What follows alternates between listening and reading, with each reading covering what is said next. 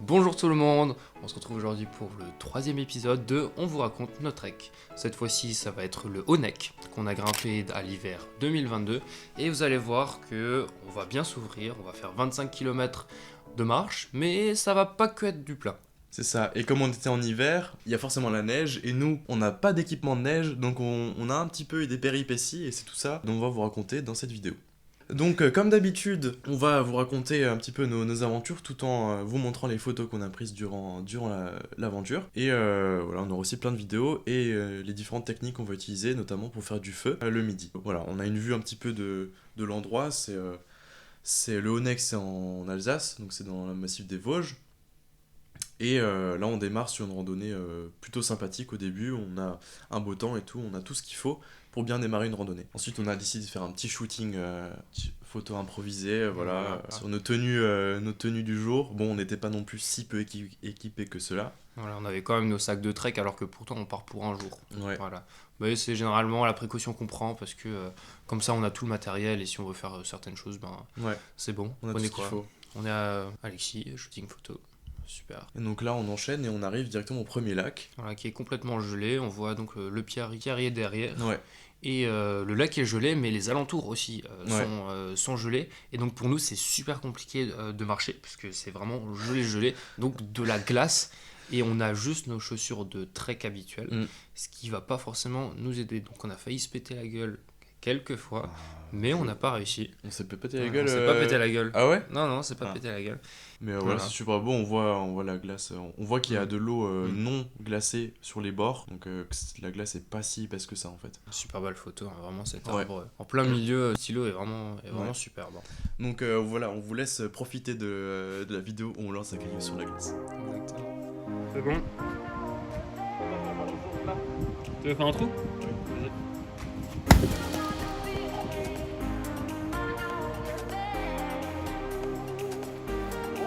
Ouais.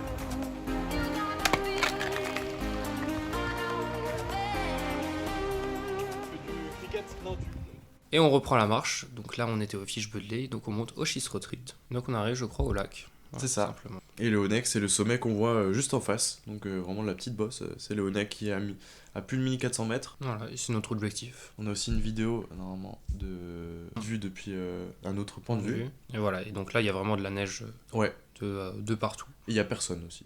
Et ensuite, on se dit, bon, bah, ce serait cool de manger. Et voilà, et donc on se dit, bon, bah, on va allumer un feu. Donc pour ça, on prépare une petite zone assez protégée. On va enlever tout ce qui est branchage, etc. Et comme on sait que tout est déjà humide, on peut faire du feu assez facilement sans avoir trop de problèmes pour que ça se propage. Voilà, on va le voir peut-être sur les vidéos, mais oui, voilà, on a de la fumée, on a beaucoup de fumée, puisque évidemment, donc voilà, vous voyez toute la protection qu'on a fait avec les pierres. Et ensuite, il y a beaucoup de fumée, puisque tous les branchages sont absolument complètement humide. C'est ça. Et du coup, on voulait pas faire du feu avec un briquet. On s'est dit, on va chauffer Oui. et on va tenter d'allumer au fire steel, donc la pierre à feu. Donc c'est cette technique-là qu'on va voir tout de suite. Le principe est tout simple, donc on a une première partie qui est de la pierre à feu et on prend quelque chose de solide, ici l'autre partie du couteau d'Alexis, Ouais. et on les frotte pour mettre en fait la pierre à feu en fusion. Et avec moi, j'avais un petit bout de bois résineux. Qui a beaucoup de résine, ça part bien en fait. Et du coup, j'ai fait des petits copeaux. Et donc là, j'essaye en fait d'allumer le feu en frottant plus ou moins fort pour générer le plus d'étincelles possible. Et là, on voit qu'il y a. Ah voilà. Voilà, tout simplement. Donc là, on crée le feu. Dans la flamme et on le met directement dans le foyer. Voilà. Et vu que c'est très résineux, ça reste un peu longtemps. Donc ça permet d'allumer le reste. Le reste, c'est des branches de sapin. Donc voilà, ça. C'est ce qui brûle le mieux, donc on va sous les sapins, les branches mortes un petit peu à l'abri de la pluie, on va les casser, si ça fait un crack, si c'est bien sec, et ben on les prend, on les met dedans et ça part. On voit qu'on commence à l'alimenter. Ouais. Donc c'est Alexis qui le fait une première fois et je sais plus si moi avant je l'avais fait, etc. Mais je le fais aussi. Voilà, donc toujours la même technique, le couteau, le fire steel. Et quelque chose de solide pour permettre de s'appuyer dessus en fait. Parce que si on l'allume dans la terre, après comment on fait pour amener le feu dans le foyer, on peut pas. Voilà, donc là, on va galérer un peu, essayer de tout remettre en place. Là, c'est pas facile. Et voilà. Ah, et voilà, là, la petite Là, c'est descente bon. qui a marché. Sauf que là, il faut le remettre dans le feu. Faire attention que tout se mette bien. Mais on va pas filmer la fin, mais ça va plus prendre. Ou Non. ça va s'éteindre. Malheureusement, après. ouais. Voilà. Donc c'est une super bonne technique. Enfin, si on a le bon matériel, ça peut aller très vite. On peut vraiment faire du feu. Ouais. Faire du feu très rapidement, quoi, en 2-3 minutes, voire beaucoup moins si Ouais. on arrive directement avec la bonne étincelle, si on a de la chance.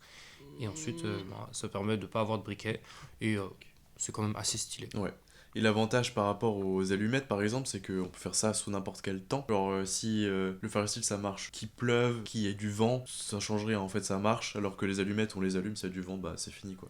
À part s'il y a des allumettes tempête, ça s'appelle, où ça permet de bien résister au vent quoi. Et donc, on arrive à faire notre feu. On arrive à faire notre On feu. est très content. Vous pouvez voir, moi directement, à côté du feu. Donc là, on a mis un peu de musique aussi, on entend.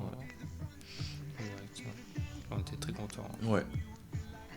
Et on Et a les sandwichs, voilà, en Et aluminium. surtout, jamais allumer un feu en n'ayant pas de réserve de bois à côté déjà faite. Parce que courir Voilà. dans la forêt pour chercher des bouts de bois, ça on l'a déjà fait. Et Ouais. parce que le temps de trouver le bois, ben, le feu s'éteint. Du coup, il faut toujours préparer du bois avant de démarrer le feu. Voilà, donc là on est reparti, je crois. Oui, c'est ça. On va repartir en direction du Honeck qu'on voit toujours sur la photo qui est le sommet à droite. Voilà, on va monter. On a Et une on grosse montée, voilà. ouais. Ouais. On a une vidéo panorama. Montagne. Ouais. Cet endroit est très connu dans les Vosges. C'est vraiment un des endroits qui ressemble le plus aux Alpes à cause de de falaises à chaque fois. Et le fait que ça soit en hauteur et qu'il y a toujours beaucoup de vent, comme on va l'expérimenter plus tard. ouais, c'est ça. Et du coup, on s'apprête à faire une petite montée du Honeck très sympathique. On a un sol gelé aussi. On a un sol gelé qui est vraiment. On voit le vent qui passe dessus à rage. Vraiment, c'est gelé. Ouais. On n'a pas de crampons. Moi, j'ai un bâton, donc ça me permet d'avoir un minimum d'équilibre. Ouais. Mais toi, t'avais pas de bâton. Ah, donc moi, ça c'était devait juste mes deux pieds Ouais. et ma tête. Vraiment Et du coup, il fallait avancer. vraiment avoir les pieds bien ancrés au sol et pas tenter de trucs. C'était vraiment compliqué, difficile. ouais. Surtout qu'il y avait de la neige, comme je le dis, et qu'en fait, on voyait plus le chemin par quel chemin passer.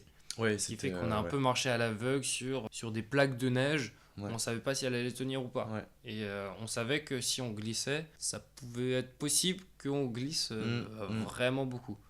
Donc on n'était pas super serein, mais finalement on s'en est bien sorti. Et donc on arrive finalement, je crois, au Honeck. Ouais. On se croyait vraiment dans l'Antarctique. Vraiment, là, dans ma tête, je me suis dit, punaise, on est comme Mike Horn ou j'en sais rien, qui font des expéditions. Vraiment, j'avais l'impression d'un aventurier. C'était vraiment bien.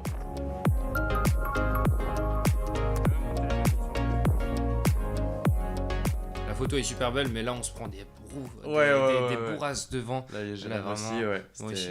Tout a l'air bien, hein, mais il y a du vent. Ouais. On fait les beaux, Voilà. mais. Voilà. On va pas commencer à sortir quelque chose de notre sac ou à se déshabiller parce que sinon ça vole avec le vent. Et maintenant qu'on est au Honeck, on va pas y rester énormément de temps. Non. Parce que toujours la même excuse, le vent. Ouais. Et donc on va repartir sur les crêtes qu'on voyait au fond sur les dernières photos. Et ça va être vraiment des crêtes, mais avec beaucoup de bosses. En fait, on doit. En fait, c'est 3 sommets qui se suivent. On est obligé de passer par là, c'est les crêtes. Et c'est vraiment. On grimpe, on est en haut, on redescend et on remonte. Et surtout que c'est des montées frontales sur la neige. Donc je vous dis pas que c'était un enfer pour grimper sans crampons, c'était vraiment. On glissait tout le temps. Ouais, c'est ça. La descente est un peu plus facile. Parce qu'on peut plus, on peut plus se laisser faire, mais la montée, vraiment, on doit donner beaucoup plus. Vraiment, tous les 2 pas, on descendait à chaque fois de nouveau, on devait pousser super fort pour vraiment arriver à grimper. Et là, on avait des vues magnifiques. Là, c'est sur l'un des sommets, je crois. Je pense que c'est peut-être le premier. Il me semble que c'est le premier, le Rheinkopf. Vraiment, on a une vue.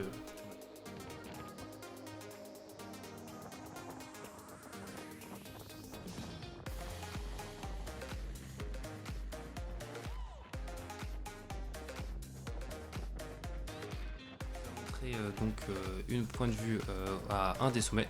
Et donc là aussi on a dans le creux. Vous pouvez voir que la montée elle est assez conséquente, sachant qu'il faut la mettre en tout droit. Ouais, c'est ça, en fait il n'y a pas de chemin qui font des vincala vancala comme on appelle, c'est vraiment juste frontal, donc comme j'ai dit avant. Donc voilà, on en chie un peu, mais c'est marrant de s'enfoncer.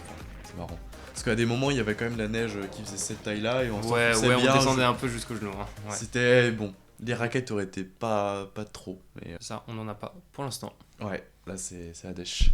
Et maintenant qu'on a fait toutes ces bosses, on arrive aussi à des petits chalets par-ci par-là. On va rentrer dedans où c'est juste un endroit pour se réchauffer, enfin pour se mettre à l'abri du vent, parce qu'il y a toujours beaucoup de vent.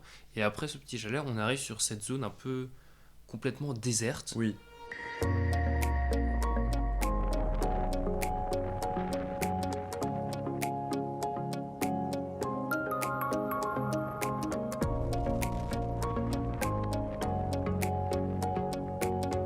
C'est juste C'est un désert de glace, ouais. de la glace à perte de vue, enfin presque à perte de vue, mais surtout tout un plateau, et on se croit vraiment sur un autre monde, sur une autre planète. Sur une autre planète, ouais. C'était vraiment impressionnant. Et du coup, on savait pas trop par où aller parce qu'il y avait aucune piste d'empruntable. Enfin, il y avait il y avait pas de chemin en fait. Heureusement que j'avais la carte quoi pour savoir où aller parce que sinon, voilà. Je me souviens. Et ensuite, on continue, on fait une petite photo, je crois, en contre-jour. Ouais. Cette photo était très stylée, je trouve. Petit arrêt, et ensuite on repart directement, je crois. Ouais. On part sur d'autres chemins. Où là aussi, vraiment, il y a beaucoup de neige. Là, on voit que c'est vraiment la nuit. Des chemins avec beaucoup de neige où on s'enfonce encore plus que ce qu'on avait avant. Mais quand est-ce qu'on va rentrer à la maison? Sachant qu'on était extrêmement fatigués parce qu'on a marché pendant 6 heures environ. Et on a fait 8h30 en tout, en randonnée. Donc 6 heures de marcher dans la neige où on met 2 voire 3 fois plus d'efforts que pour la marche habituelle. Ouais. Ça fatigue vraiment beaucoup. C'était vraiment dur sur les sommets en plus de se battre contre le vent, de se battre contre le froid, d'être inconfortable pendant toute cette durée. C'est pas facile. Donc finalement, on termine la randonnée, retourne à la voiture et on peut finalement rentrer à la maison.